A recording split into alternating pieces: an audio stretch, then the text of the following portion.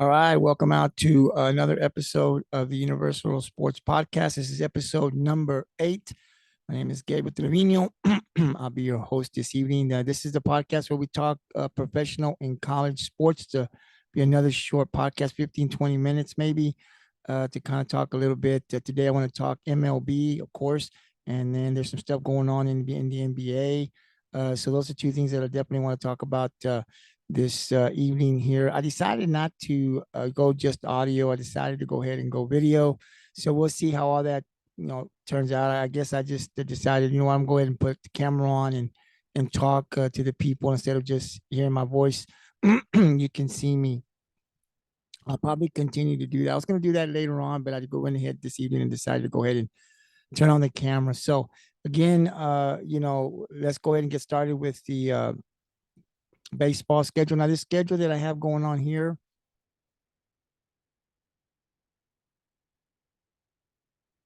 it's not this evening schedule, but it's going to be tomorrow's games. So there's a list that the MLB puts out. They might have, a whole bunch of games. I only put the games that I think are going to be very interesting.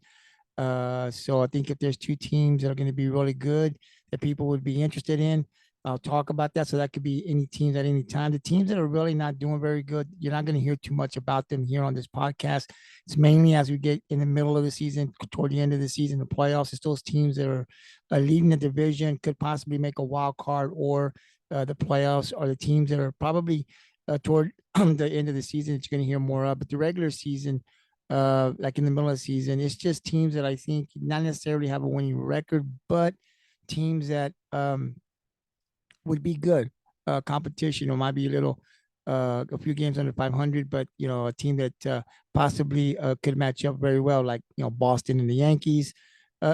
Just games like that I think are really interesting to talk about, and people might be interested in talking about as well. So it's not always the whole schedule; it's just certain games. Sometimes it may be 3 games on the list. There might be 6 games. It just depends on who's playing on that given night or day game. So let's go ahead and start off with got a couple of games for tomorrow's evening and afternoon games for June 29th. So the first one will be the Milwaukee Brewers, 41 and 38.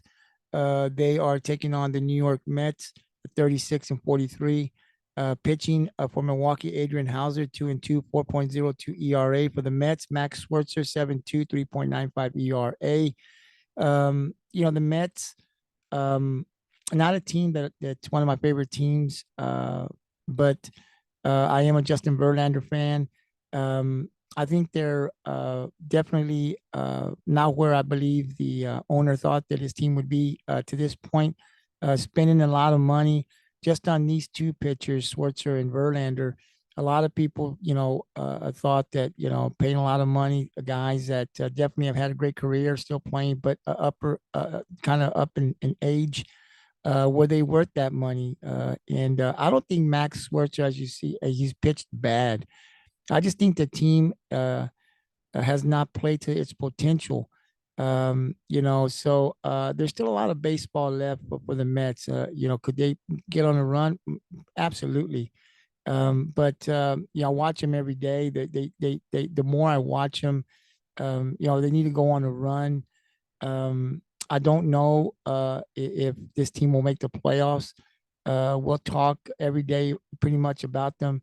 And as we get into the month of July, mid and toward the end of July, I'll be able to know a little bit more of what this team. I'm looking for this team to put consistent wins, 7-10 game win streak. Show something, right now at 36 and 43.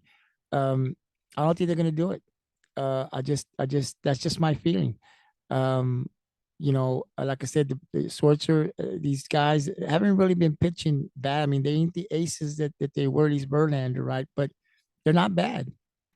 I saw Verlander pitched a few weeks ago, and he looked pretty good to me. I think it was Cole and for the Yankees and Verlander, and I thought he pitched pretty good. But as a team, they just they're not winning. If that's not putting up enough runs, I don't know much about them because I don't watch a lot of their games. I mainly just kind of see the highlights, read the articles, but it's a team I know that's not playing to its potential. The expectations were really high for the Mets, and they better get going. They got to play a lot better than they have this far. So we'll see what happens. But to this point, I think the Mets are, you'd have to say, are not playing up to the potential that many thought that they would. We go to the next game. Oh, and that game tomorrow will be game four to be the final game of the series. Next game on the U.S. Schedule. It's for tomorrow evening. You have the San Francisco Giants 45-34 taking on Toronto Blue Jays 43-37. Both teams, I think, are going to be competing for the playoffs. Both teams, I think, have a good opportunity. I think Toronto has the better opportunity than the Giants. That's just me. But when you look for San Francisco, they did not have when I checked so far, listed a pitcher. Chris Bassett, 7-5, 4.32 ERA, will be on the mound tomorrow for Toronto. Like I said, I think both of these teams are going to be competing. I think Toronto has a really good chance. Now, there's still a lot of baseball left to play. So again, Toronto, could fall out. It's a really tough. I think in the American League, there's just some tough teams this year. And I'll talk a little bit more about that. So you got to win ball games to get to the playoffs. I think it's going to be a little bit more difficult this year than it was last year.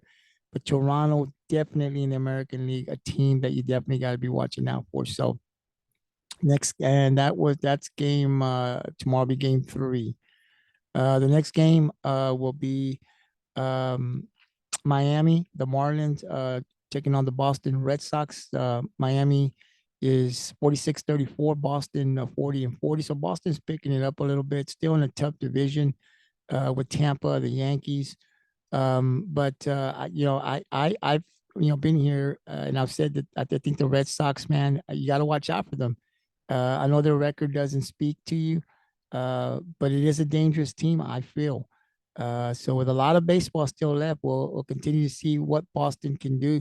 A big part of what Boston, if they can, get in and be talked about as a team that possibly could see in the postseason, they got to stay healthy. That's the number one thing for them. And right now, and I'll talk more about Boston as we talk more baseball in the upcoming weeks. I think health is a big concern. They need to stay as healthy as possible to be able to try to make a run. Um, Again, Miami, they're putting up Jesus Luzardo, 6'5", 3.77 ERA. Boston has Brian Bello, 5'4", 3.27 ERA. Again, that's going to be a good one. And like I said, you got to really watch out for Boston because I believe Boston is a team that even though, they're not at the top of their division, a team that it's going to be hard to make it in the American League, the postseason. I still think this is a real dangerous team. If they can stay healthy, I think there'll be a team that we could possibly be talking about when it comes to the playoffs. The next game for tomorrow evening on the U.S. Uh, Sports podcast here on the schedule that we'll talk about. You have the Houston Astros at 42-37. That's my team taking on the St. Louis Cardinals 33-45. So um, this will be game three tomorrow evening.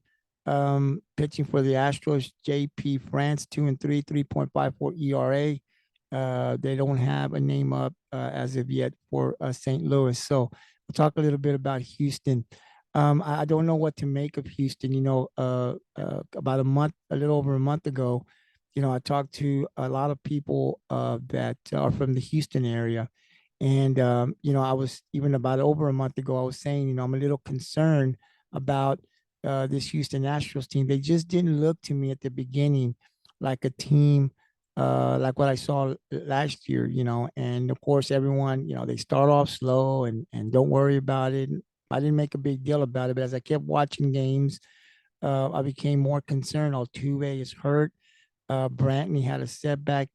He's still not in the lineup. They re-signed him. He's not in the lineup. He hasn't played this year. Jordan Alvarez went out. That was huge for Houston. They had some pitchers that were not. Lance McCullers got hurt. He hadn't pitched. Urquidy is not back. He got hurt. Garcia's out for the season. So there's been a lot of injuries. But when I talk about injuries, that can't be an excuse for Houston because there are other teams that lose aces that have players out, and they still find a way to win.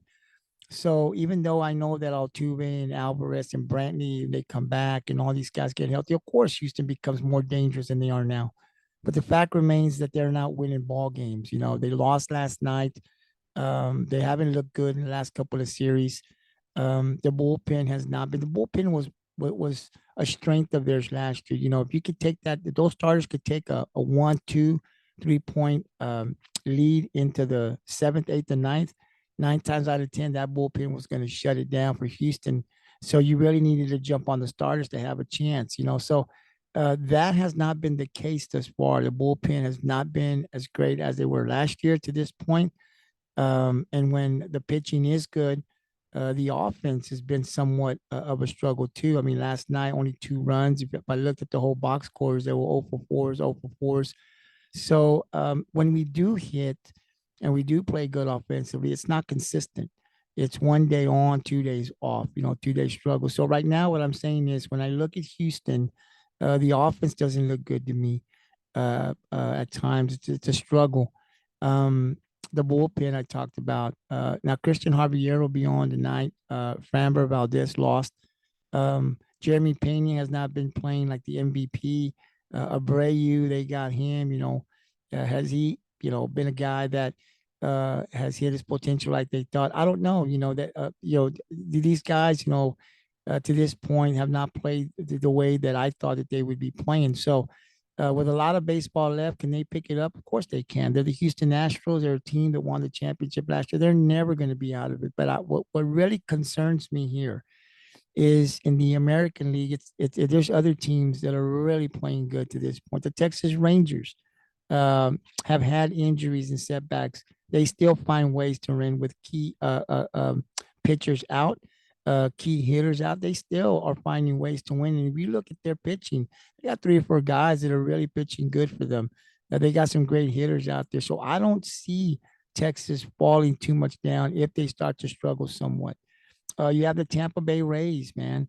They're tough. They've been tough all season, and going into pretty much mid point here, they're showing no signs of slowing down whatsoever. You have to worry about the Los Angeles Angels. I mean, Otani's playing great, but I'm not saying that they're going to make the playoffs, but it's a team that's pretty good. I think they're better than they were last year. Not by much, but they are. You got the New York Yankees who are struggling now, but when Judge comes back, that team's going to be a lot different, right? I think when you look at Toronto and Baltimore, I talked about Boston. There's Cleveland. I think when I look at the other American League teams, I think it's going to be tough now. Will Houston be in the playoffs? They probably will be. If they don't win the division, maybe a wild card. And I do believe that Houston will get on some type of win streak, but still, with the way I see the other teams playing and the way I continue to see Houston struggling, you got to be concerned. If you are a Houston Astros fan, you have to be concerned. There's no way you can just not be concerned with what you've seen and the things that I've talked about. They're concerned. So we're expecting for them to turn it around. And they struggled with teams that I thought they should have won. They've lost series or that I thought they should have won. The Reds come in. I know the Reds are playing really, really good baseball right now, but they came into Houston, I think, and they swept them. Those are concerns to me. So I'm going to look at this carefully. We're going to talk about the Houston Astros if it's for 5 minutes or longer every day that they have a game, because I want to be able to give my opinion on this podcast on what I think. Now, people tell me Dusty Baker's got to go, and I think Dusty Baker has to figure out what's going on. He's got to find a way to win some series. And do I think he needs to be fired? No. I mean, has it crossed my mind? It has crossed my mind, but he just won the World Series just last year, and they gave him just about the same team that he had last year. So I know he's capable of winning a World Series because he did it last year. So I'm not ready to give up on Dusty whatsoever. But I think there is cause to be concerned. There's you got to be concerned because of the way they're playing. And like I said, you can blame injuries, and we do, but other teams have the same issues that the Astros do. They lose key players, and they still find ways to win. Tampa Bay has lost their ace. for quite some time, and it didn't hurt them. Texas lost their ace, and even some good hits, and they managed to stay ahead. So uh, injuries occur. The Astros had it last year and still found a way to be first place. So I think it's a matter of getting going, grinding out wins however you got to. Like I said, the offense, they have too much power. They're too talented to only score 2 runs. And we've seen that a lot. And the other thing is when the offense gets going, it's the pitching that struggles. They'll lose 7-6. And if it's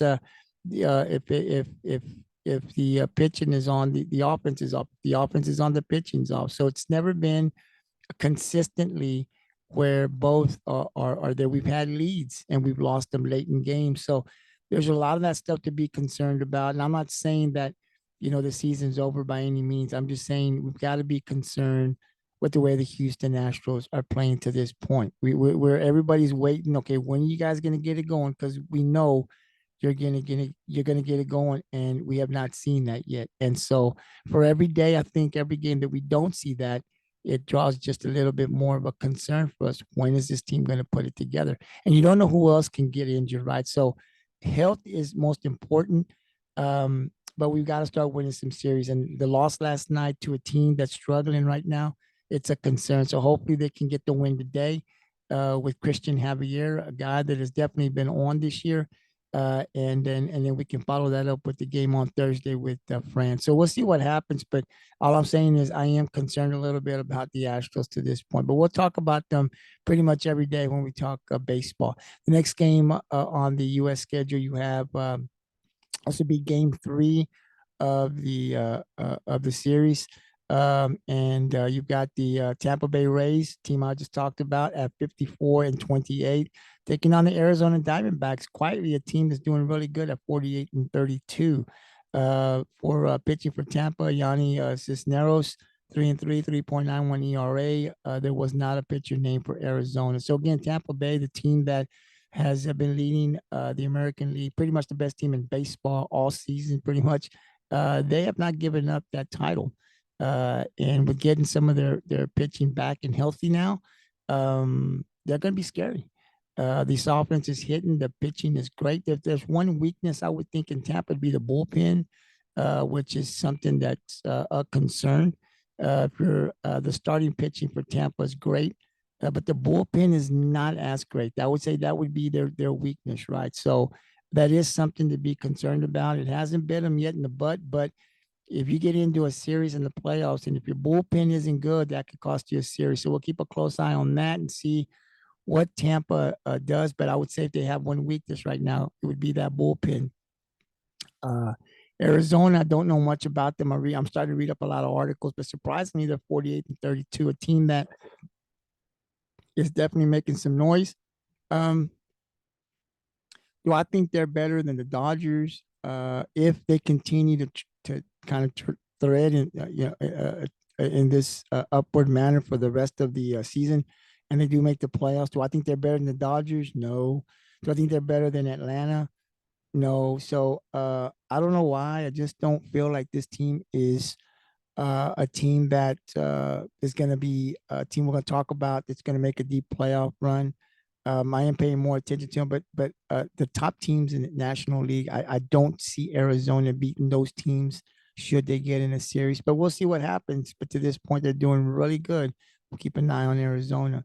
Next schedule, next game on the schedule, on the U.S. schedule, you have the Detroit Tigers 34-44, taking on the Texas Rangers 48-31. Reese Olson will be up for Detroit, 1-2, 4.74 ERA. John Gray is up for Texas. It's tomorrow night's game, 6-3, 2.89 ERA. You talk about Texas, and I told you they've got about 3 or 4 pitchers that are really pitching great for them. They've got some hitting up there. So a lot of the moves that they made the last 2 years, they made those wins, even in bringing in a new manager. They made all those moves to be in the position that they're in now. And I'd have to say that it's paying off for them, right? Because they knew that they had the Houston Astros in their division, and they knew they had to make a big splash. They knew they had to make some changes to compete with a team like Houston, who has been in the World Series the last couple of years, 2 I think they've been in there 4 years. I could be wrong, but they won 2 out of 4 years that they've been there. So this has been the team that you've had to beat in the American League. So they knew the Rangers that they were going to have to make a big splash.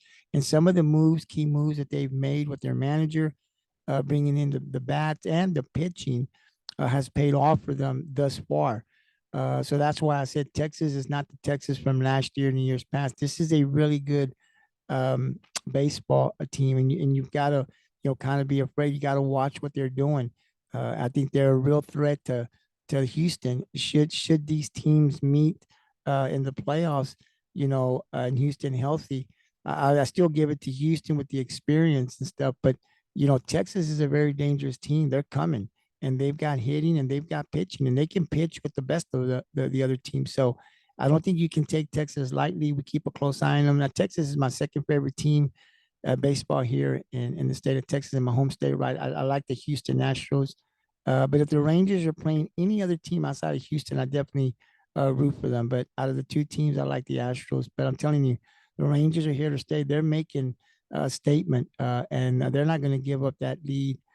This team is hungry to make the postseason. It's been a while since they've been there, and they're showing that it's they're no fluke. I've heard some people say, "Oh, Texas is going to fall. Texas is going to fall." It's still yet a lot of baseball. You never know what can happen, but man, they've got some pitching and they've got some hitting, and they've had some injuries, and they've been able to overcome those injuries and continue to keep the lead and play really good baseball. So we'll see what happens, but I'm definitely keeping a close eye on the Texas Rangers. Those are the games that'll be played for tomorrow. They're not this evening. We'll start from tomorrow, and we'll come back tomorrow when I come on, and I'll do a recap of those teams, and then I will do a preview for uh, um, Friday's games. So tomorrow, when we talk baseball, we'll recap these teams, and then we'll preview Friday's games. So we're going to try to stay one day ahead. And don't forget, you can always go to the Universal Sports Facebook and Twitter page. I do have um, the uh, the the polls where you can vote. And I'm going to start actually putting my thoughts like I talk here onto the online to comment. So hopefully I can catch some conversations with people that really like baseball. Congratulations to the LSU Tigers, World Series college champions. Um, I kind of, I'm not an LSU guy. Um, I don't like them in football. I do root for them. I do like them in baseball for some reason. Not my favorite baseball. That's the Longhorns, but I do. They're a top five team that I do like and I do root for. I gotta say that when they got to the when they got to the championship, the college championship series, I did want LSU to win. When they took out Wake Forest, I thought that they were going to win it, and impressive. They've got some guys on that team that you're going to be continuing to hear their names when they get to the next level, right? Pro sports. But congratulations to the Tigers, man! Great win. They were a great team, and like I said, once they took out Wake Forest, which I thought that they could, I thought, oh, they're going to win this. Now, they lost that game too, which was a little uh, uh, shocking to me. But I guess when you're a coach and you got another game, you don't worry too much, right? If you win the first one and you get kind of beat the second one, you still know you got another day to live. So I've never been a coach coaching in big games, but I would imagine that you want to win it, obviously, but you prepare for the 4-3 game. So when you go to a 3-game series, you definitely want to get the sweep. But when you're in a championship game, the other team is also just as good as you are, or they wouldn't be there, right? So, when you win the first one, you can kind of play around a little bit with certain things because you don't have to win that second one. You do want to, but no matter what happens and how you prepare for game two, you know that you're going to live to play another day, and that's what the Tigers did. And boy, in game three today, come out and play baseball. So a lot goes into it, but they definitely are the champs. We'll see what they do next year if they can repeat again next year. Other things I want to talk about too is we're going to go into the NBA, um, and just some things that I'm a little I kind of want to talk about, and we'll go into some of the talks that are going on in the NBA. We'll start off with Chris Paul. Chris Paul. I'm a Chris Paul fan. I like Chris Paul. I think he's I mean, I've said this, and he's up there in age, man. No one can manage a game, I think, better than Chris Paul in the half court. I mean, this guy makes great decisions. He controls the tempo. It's the kind. If I had an NBA team, uh, or if I was a general manager of an NBA team, I would want to go after Chris Paul. I love the way this guy manages the game, the tempo, makes really good decisions. A guy that can pass, shoot, he gets inside that key and that elbow, man, and it's pretty much um, you're gonna hear a swish every time he shoots it right. Very consistent player, very good ball player, but he's never won a championship by the teams that he's been in. And I know the last couple of years, as he's aged, that's the one thing, probably the one thing, even above money, and he's chasing a title. And I think Chris Paul deserves a title. I think he deserves, I hope he wins one. I thought he was going to be able to do it with Phoenix when they made the trade for Kevin Durant. I said, well, here's this championship ring. He's been real close, but he just hasn't. And I say close, and he had the Golden State Warriors out to go to the championship game when he got hurt, and they couldn't get it done in Houston. You saw it with Phoenix where he got hurt and couldn't get it. So he, unfortunately, when he's been real close, injuries have played a part. So he couldn't do it in Phoenix. But now he gets traded to Golden State, right? And they trade Jordan Poole, and so I don't know what his role is going to be. I'm paying attention closely. I want to see what his role is going to be in Golden State. Me personally, I don't think it works. Um, I think Golden State likes to run a little bit. Chris Paul's up there in age. I don't think he wants to run up. Chris Paul's always been a type of a guard that likes to slow the tempo down, get into your offense. And he's really good at that. So how much running is he going to do? I don't know. Golden State just fires it up. They run down. They find their shooters. They pass them, and they just catch and shoot. Right. This is how they play. Now, does getting rid of Jordan Poole, and which I think is a mistake too, because I like Jordan Poole. I think he's going to do great in Washington. Um, but when I look at Chris Paul, I hope everything works out for him because I think I like to see him win at least one title before he retires.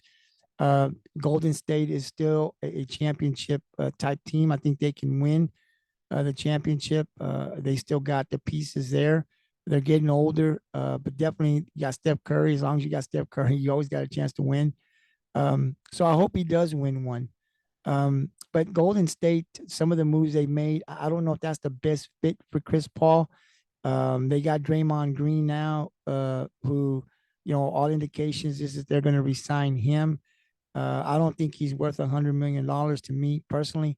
I know defensively he's still an asset. I know he brings a lot of energy and stuff, but offensively he gives you nothing, pretty much. Klay Thompson has declined as well. Steph Curry is really the only a guy that's still playing at an elite. Uh, his game's still elite, right? He's playing at an elite level like he did when they were winning championships. Clay's injuries have slowed him down. Clay was a two-way player defensively and offensively. This guy could go. You haven't seen that, and you haven't seen that consistently. So I don't know. I'm sure now with Chris Paul, they're going to run it back and try to re-sign, I would imagine, Klay Thompson and Draymond Green. I think now Golden State has to sign Draymond Green now, but I don't know if you give him that amount of money, if he's worth that money at this point in his career. Like I said, defensively, I know what the guy brings to you. He'll bang with everybody. He's a great defensive guy, and I think the energy that he brings, I think no one else is going to let him play the way Golden State lets him play. With the mouth and what he does and all this other good stuff. Right? That's who Draymond Green is. You got to take the good with the bad. But Draymond has also caused the Warriors in the past. Suspensions have come in key situations, key moments when they needed him on the court during the playoffs. Draymond Green has not been there because of the type of stuff, getting the technicals and arguing the calls and stuff. And he's been suspended for certain. I'll say this: he's been suspended in certain moments that have been really critical, and they've cost the Golden State Warriors. I think that's something that you can't ignore. So, I think Golden State. I think they do need to bring him back. They can't let him go now at this point. But what the amount of money will be, what he'll be asking for, I think Golden State's going to ask him. But if he's going to get paid that amount of money, I think it's a big mistake by Golden State. And now you've got a guy that I think, because you pay him that amount of money. I mean, now you've got who else can you bring in? Like I said, Klay Thompson is a guy that, let's just say Draymond Green gets paid that money. That's a lot of money that you're putting into a guy that offensively isn't going to give you very much, right? You got Klay Thompson, a guy that can still shoot, but consistently he's not where he used to be. And Klay is not the defender that he used to be. Now, Steph is still Steph, right? You got rid of Jordan Poole, a guy that can come in and give you some points off the bench, right? And they got other guys, but I think Jordan Poole is going to be a loss. They're going to feel him. And now you bring in Chris Paul right now, a guy that's also aging. He can still play some ball, but consistently he can't give you what he used to, right? Because he's getting older. So, I know what Golden State is trying to do. I just don't think it's going to work for them. We still got to wait and see when it's all said and done, who they're going to bring in, what the team totally looks like. But at this point, I think if you sign Draymond to the amount of money, um, I don't think they're going to be better than Denver. I don't think they're going to be better than Phoenix. Now, Phoenix, you have to wait and see what they're going to look like, right? Because they've got Bradley Beal, Durant, and Booker. I mean, those three guys, I'd put them up against anybody else in the league right now. But we don't know what their roster is going to look like. I got to wait and see how they're going to fill their roster out, what it's going to look like. The concern to me would be the depth that I think you're going to need to be able to beat a team like Denver. But there's also the injuries to Phoenix, right? Kevin Durant has not been healthy too much. He's aging. He's had some major injuries, so he's consistently hurt. Bradley Beal's been injured a lot. So another thing for Phoenix is the questions will be where the roster, who are they going to bring in as role players to help these guys? And can those three guys stay healthy? That's going to be key as well. So, yeah, it's kind of crazy. I heard that Dallas Mavericks, Irving, I think if you're Dallas, you have to keep Kyrie Irving. They got to make it work somehow, right? I do like the Luka Doncic, Kyrie Irving. A lot of people don't. I do. I know what Kyrie Irving can do when he's on the court. His off the court issues are something totally different. But the man can play basketball. And I think for Jason Kidd, it all falls on him. He's got to make it work. Listen, Mark Cuban's giving you the talent. Kevin, you got Luka Doncic. You've got Kyrie Irving. We got to see what those role players are going to look like. But a team that can't make the playoffs in the West with Doncic and Irving and a couple of good role players is not acceptable. I know losing Jalen Brunson, and people talk about Brunson, but he's gone. He's done. He's in New York. Bringing him up isn't going to do anything for the Mavericks.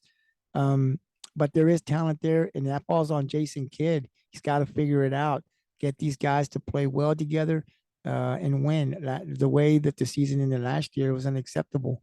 And I think a lot of that has to fall on the shoulders of the head coach. And that's Jason Kidd. Once they put that team together, you got to put the pieces together. That falls on you and your assistant coaches to figure out what's going to work and how you're going to get these guys. We know they can both play, right? But you got to get those role players to play good with your two superstar. A bunch of teams would love to have Luka Doncic and Kyrie Irving on their team. Are you kidding me? Dallas has them. So I think for Jason Kidd, he's got to show that he can put it together. So I think there's going to be pressure this year on Jason Kidd because it looks like Kyrie Irving. It looks like Irving is going to stay with the Mavericks. So I'm not sure yet, but it looks that way. And then, of course, in the West, you got the Lakers, a team that made it to the finals last year. I'm sorry, the Western Conference Finals, not the NBA Finals. They got swept, but they were competitive. And people say, well, yeah, they got swept. No, they did. They got swept. But I didn't think they were going to get that far. And so with LeBron James a year older, the injuries that Anthony Davis has, can they repeat and get back to the Western Conference Finals like they did this past year? I don't think so. I think a lot of things went good for them. A lot of things went bad for the other teams. Phoenix injuries, the Clippers injuries. So I don't think you're going to see that next year. Phoenix is going to be better. We have to see what happens in LA. But if everything stays the same and Kawhi Leonard is healthy throughout the playoffs and Paul George, I think they're better than the Lakers. So I think not taking anything away from the season that the Lakers had, but there were injuries to other key teams as well. Plus, Sacramento, I think is going to be a lot better. That's a team that Draymond Green, I think they're pursuing Draymond Green. Draymond Green has a relationship with the head coach from Sacramento when he was an assistant at Golden State, Coach Mike Brown. So uh, could Draymond Green go to Sacramento? I tend to think that he's going to stay more with Golden State, and I'm thinking Golden State will offer and give him what he wants. But it is nice to talk about. Imagine Draymond Green going to the Sacramento Kings, a team that offensively, boy, they can shoot with anybody.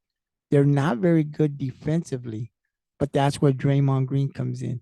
If Sacramento was to able to bring in a Draymond Green, that would help them defensively with the offense and the shooting and the scoring that these guys could do. They would become very, very dangerous. So I would love to see Draymond Green in Sacramento. Um, but I don't think that the Warriors are going to allow that. And I think if they give Draymond, which I think they will, they almost have to give Draymond what he wants. Draymond will stay in Golden State. And I believe that's how it's going to happen. But it is nice to kind of dream a little bit and talk about, could Draymond Green go to Sacramento? Who Sacramento would be dangerous. So a lot more. We'll talk more as free agency hits here, where teams are going to be. So we're going to be talking a lot of MLB here in the next week or so. Definitely going to be talking more MLB every day. And then we'll talk some of the other stuff. Football season, NFL, college football, just around the corner, man. A couple of weeks. So we're going to start talking about that here in about 2 more weeks. I'm going to kind of break down the divisions. I'm going to give you my thoughts on who I think is going to win the divisions. I'm actually going to place them. I might give you how many wins. I'm not sure. I'm not big on giving how many wins or losses the team's going to get, but I am big on telling you who I think is going to win the division and who's going to come first, second, third, and so on. So look forward to that in 2 weeks. I'll be talking about where I think these teams will fit in, maybe a little over 2 weeks, right? But as we get into late July, early August, I'm definitely going to do that with college football and the NFL as well. So we're going to definitely be talking a lot of college football, a lot of NFL in the next couple of weeks. Always going to be talking MLB baseball every day that I come on. And then, of course, basketball season because the free agency is starting to come up here. So within the next week and a half to 2 weeks, we'll be throwing in the NBA and also UFC, some boxing, and some other stuff that'll go on. So we're going again. Excuse me. This is the podcast where I come on Monday through Friday.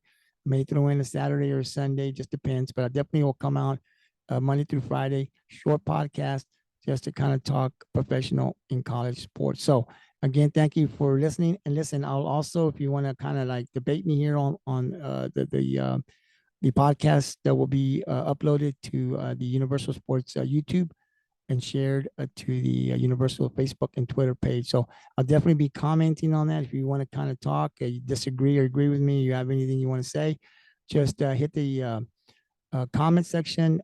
Tell me what you think. I check that multiple times throughout the day. I check my Twitter page and my Facebook page. And if I hear anything from anybody, I'll definitely reply. So we can communicate that way. Or if you want to come on the podcast, you can send an email to gtsports6464, gtsports64 at hotmail.com. And I can bring you on and you can tell me what topic you want to talk about, football, baseball, basketball, whatever, and what team you want to talk about. And I'll bring you on for 5 minutes, 7 minutes, and we'll break it down, you and I. So we can do it that way, or we can do it through our social media. Any way you want to do it, but definitely I'm getting better and getting more organized to come out Monday through Friday is when I'll come out. It'll be a short podcast, sometimes 15 to 30 minutes, and sometimes it might be 10, 12 minutes. You never know. But definitely, I appreciate it. I love coming out, just talking sports. That's what I like to do now. So just come out here and have a little bit of fun, but hopefully I can generate some conversations with some of you guys. So from now on, I'll be doing this not only audio, but video. So it should be a lot of fun. So until tomorrow, when I come on, man, enjoy this. This will be uploaded to my social media pages here in about 2 hours. So until tomorrow, man, have a great night. And we'll be back tomorrow on the Universal Sports Podcast to talk more professional and college sports. Until then, peace out.